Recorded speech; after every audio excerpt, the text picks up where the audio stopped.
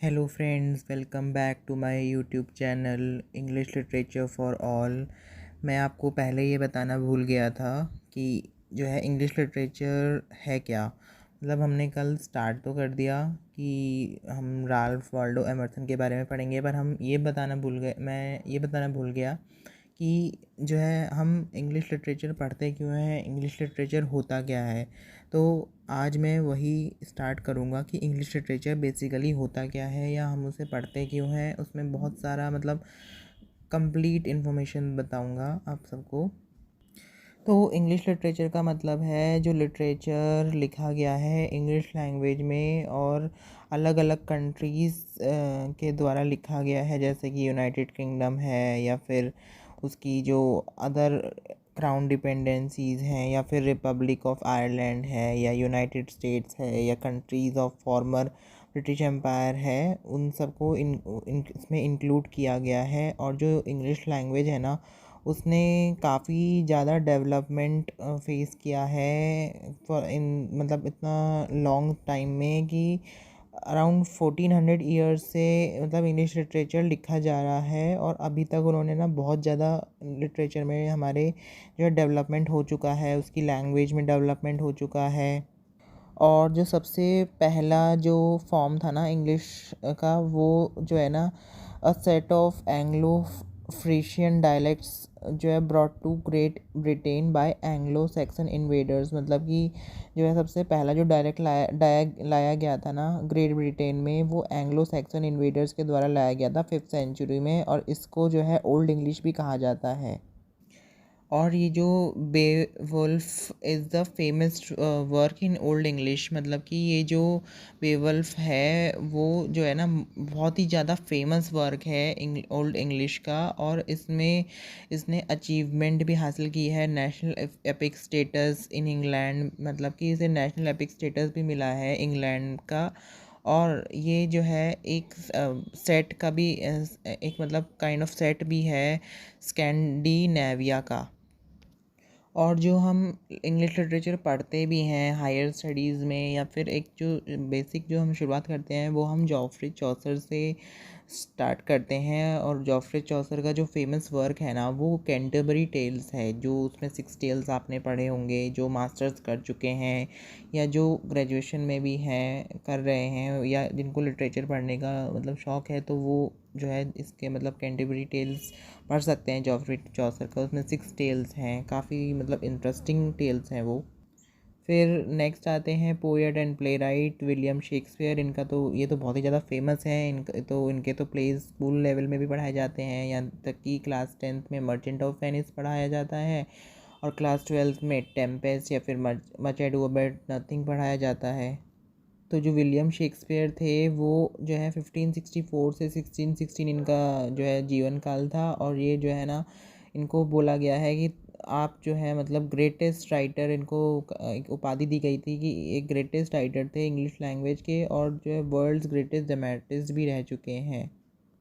और इन्होंने तो मतलब कि उस टाइम पे जो लैंग्वेज थी इनकी उसमें लिखा था, पर इनकी जो प्लेस थे, वर्क्स थे या पोएम्स थी, उनको जो है इंग्लिश में ट्रांसलेट किया गया और अदर लैंग्वेजेस में ट्रांसलेट किया गया। और इनके जो प्लेस थे वो काफ़ी इंजॉय किए गए, यहाँ तक कि जो इनके प्लेस थे ना वो जो है ना मतलब काइंड ऑफ स्टेज पे भी परफॉर्म होते हैं। जैसे कि आपने एक प्ले का नाम सुना होगा हैमलेट।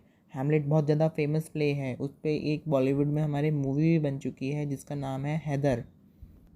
तो ये वीडियो ज़्यादा लंबी ना हो जाए इसलिए, क्योंकि फिर इंटरेस्ट अगर आप लोग खोने लगोगे तो फिर मतलब अच्छा नहीं लगेगा मेरे को भी, और फिर वही हो जाएगा कि आप आगे उसको इंटरेस्ट नहीं लोगे। तो हम बात करते हैं कि ओल्ड इंग्लिश लिटरेचर का जो पीरियड था ना वो 450 बीसी से 1066 बीसी तक चला था। और मतलब अगर आप चाहोगे ना तो इसको मतलब आप डिटेल में बहुत स्टडी कर सकते हो कि इंग्लिश लिटरेचर जो है क्या, उसमें क्या क्या पीरियड चले, क्या क्या नहीं चला उसमें। जैसे हिस्ट्री की बात करते हैं तो हिस्ट्री में भी काफ़ी सारी चीज़ें, पर अगर मैं जो है इसको सबको यहीं पे बताने लग जाऊंगा तो वीडियो बहुत ज़्यादा लंबी हो जाएगी, इसलिए मैं जो है शॉर्ट में बता रहा हूँ। अगर किसी को मतलब जो भी मैं बता रहा हूँ वो आप जो है समझ आ जाएगा आपको। लेकिन अगर किसी को डिटेल स्टडी करना है तो गूगल पे आप इंग्लिश लिटरेचर आप सर्च करो, उस पर आपको मतलब भरपूर मात्रा में आपको नॉलेज मिल जाएगा, आप वहाँ से ले सकते हो। और जितनी मेरी तरफ से हो पा रहा है मैं आपको यहाँ पे शेयर कर रहा हूँ कि इंग्लिश लिटरेचर बेसिकली है क्या। और मतलब मैंने अपने बहुत कोशिश करी है कि मैं इसे इजी लैंग्वेज में समझा पाऊँ, मैंने बहुत कोशिश करी है कि मैं पहली वाली वीडियो से थोड़ा सा इम्प्रूवमेंट कर पाऊँ, तो आप देख लेना बाकी। फिर हम आते हैं मिडिल इंग्लिश लिटरेचर पे, जो था 1066 से 1500 पीसी तक चला। फिर जो है इंग्लिश रेनेसेंस आया, तो उसमें वो जो है 1500 से 1660 सेंचुरी तक चला। और उसके बाद जो है एलिज़ाबेथन पीरियड आया, फिर वो जो है 1558 से 1603 तक चला, सेंचुरी तक चला। फिर इसमें पोइट्री की बात करें तो एडमंड स्पेंसर की बहुत फेमस जो है पोइट्री है द फेरी क्वीन, जो मतलब बहुत सारे स्कूल्स कॉलेजेस के सिलेबस में भी पढ़ाई जाती है। ड्रामा की बात करें तो जो मतलब विलियम शेक्सपियर तो फेमस ड्रामेटिस्ट थे ही, उनके जो बहुत सारे प्लेज हैं, रिचार्ड थ्री, हेनरी फोर, जो ये सब तो ट्रेजेडी मतलब हिस्टोरिकल प्लेज हो गए। फिर उनकी ट्रेजेडीज़ आती हैं, हैमलेट, ओथेलो, मैकबेथ। कॉमेडीज़ भी उन्होंने लिखी थी, midsummer's night dream, as you like it और ट्वेल्थ नाइट जैसे मतलब काफ़ी सारे उन्होंने जो है प्लेज लिखे, उनको अलग अलग कैटेगरीज़ में बांटा। और उनके टाइम के अदर जो मतलब राइटर्स थे या ड्रामेटिस्ट थे, वो क्रिस्टोफर मार्लोव हैं, बेन जॉनसन हैं, थॉमस डेकर हैं, जॉन फेचर हैं, या फिर फ्रांसिस बेओमॉन्ट हैं, काफ़ी सारे मतलब हैं। तो सभी ने अलग अलग अपना अपना जो है ओपिनियन रखा है उस टाइम पे। फिर आता है जैकोबियन पीरियड, जो चला था 1603 से 1625 तक। फिर आता है लेट रेनाइसेंस पीरियड, इसमें जो ये चला था 1625 से 1660 तक। फिर रेस्टोरेशन एज आती है, जो चली थी 1600 से 1660 से 1700 तक। अब जो मतलब रेस्टोरेशन एज के कुछ फेमस वर्क्स भी हैं, जैसे कि पैराडाइज लॉस्ट हो गया या अर्ल ऑफ रॉचेस्टर हो गया। तो इसमें एक और क्या हो सकता है कि sexual comedy of the country wife हो गया, या moral wisdom of pilgrims progress हो गया। पोइट्री की बात करें तो जॉन मिल्टन का नाम भी आता है, जॉन डन का भी नाम आता है, जॉन ड्राइडन थे, अलेक्जेंडर पोप थे, काफ़ी सारे नाम आते हैं। तो ऐसे करते करते काफ़ी सारे मतलब पीरियड आते हैं। 16th सेंचुरी का लिटरेचर कैसा था, 17th सेंचुरी का लिटरेचर कैसा था, 18th सेंचुरी का लिटरेचर कैसा था, 19th सेंचुरी का लिटरेचर कैसा था, 20th सेंचुरी का लिटरेचर कैसा था। और फिर काफ़ी सारे मतलब इंडियन राइटिंग्स इन इंग्लिश भी आता है, जैसे कि उसमें हम सरोजनी नायडू को पढ़ते हैं, नेज़ी मैजिकल को पढ़ते हैं, राजा राव को पढ़ते हैं, और ए रामानुजन को पढ़ते हैं। काफ़ी सारे राइटर्स हम पढ़ते हैं, डीपली पढ़ते हैं। डीपली नहीं भी पढ़ते हैं तो आप अगर उनका जो है खाली समरी भी पढ़ लेंगे उनके वर्क्स की, तब भी आपको उस टाइम पीरियड के राइटर्स के बारे में, उनकी सोसाइटी, उनकी इकोनॉमिकल कंडीशन, उनकी कल्चर, सबके बारे में आपको एक आइडिया आ जाएगा कि मतलब।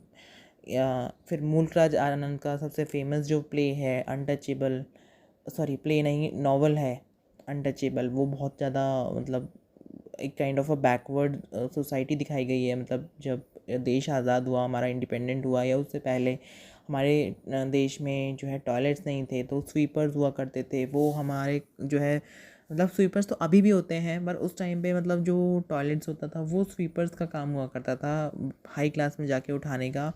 और जो हाई क्लास के लोग थे वो उनको अछूत करके या अनटचेबल्स करके पुकारते थे, बोलते थे, तो वो उनके साथ बैठना पसंद नहीं करते थे, उनके साथ खाना शेयर नहीं करते थे, और बहुत ज़्यादा उनसे चिढ़ते थे और बहुत ज़्यादा नाराज़ से रहते थे। तो उसमें वो दिखाया गया है। तो मतलब अब मैं ज़्यादा डिटेल में नहीं जाऊँगा, नहीं तो फिर वो तो पूरा उसका तो एक अलग ही लेक्चर, एक अलग ही वीडियो बनेगा। अगर मैं बनाऊंगा आगे तो आपको उसमें मिल जाएगा, लेकिन मैंने आपको एक ओवरव्यू दे दिया है। बाकी अब हम इसमें बात करते हैं Nobel prizes in English literature. तो काफ़ी सारे जो अवार्ड मिले हैं, मतलब कि अलग अलग राइटर्स को अलग अलग अवार्ड मिले हैं। जैसे कि पहला अवार्ड मिला था रुडयार्ड किपलिंग को 1907 में, फिर रविंद्रनाथ टैगोर को मिला था 1913 में, फिर W.B. ईट्स को मिला था 1923 में, जॉर्ज बर्नार्ड शॉ को मिला था 1925 में, C.T.S. इलियट को मिला था 1948 में, ऐसे ही पैट्रिक वाइट को मिला था 1973 में, जोसेफ ब्रॉडस्की को मिला था 1987 में।